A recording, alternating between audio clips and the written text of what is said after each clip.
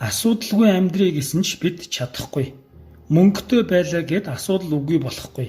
Нийгмийн байр суурь, авьяас чадвар, сайхан ажилтай байлаа гэд асуудлаас хөндийрчихнэ гэвэл эндүрэл. Малком Форбс ингэж хэлсэн байдаг. Энэ дэлхийд таны уурыг хүргэхгүй ажил гэж байхгүй. Амьдч бай, үхсэнч бай бүх хүнд асуудал байдаг. Асуудал бол амьдралын зайлшгүй нэг үнэн. Хэрв та хүн бол тэгээд амьсгалж байгаа бол ямар нэг асуудал заавал байгаа. Асуудлыг хардаг хүн олон боловч зорилтыг хардаг хүн цөөхөн. Зорилтыг хардаг хүмүүсийн амжилтыг түүх гэдэг бол асуудлыг хардаг хүмүүст өгөгдсөн ганц шагнал нь алгуур мартагдах.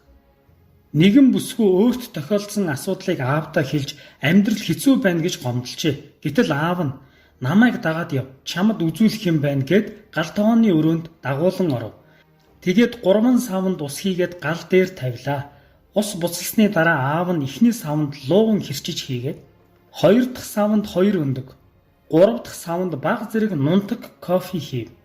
Хэдэн минутын дараа лууганг гаргаж аяганд хийгээд чансан өндгөө хальсалж өөр аяганд хийв.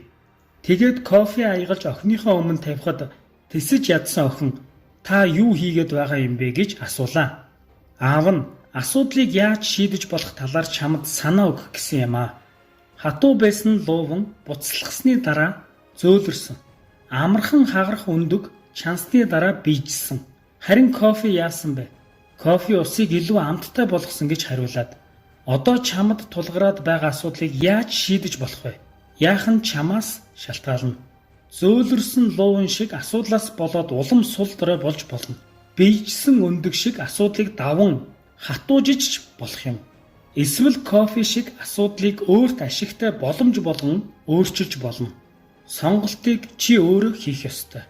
Хандлагын хүч номноос. Танд амжилт хүсье.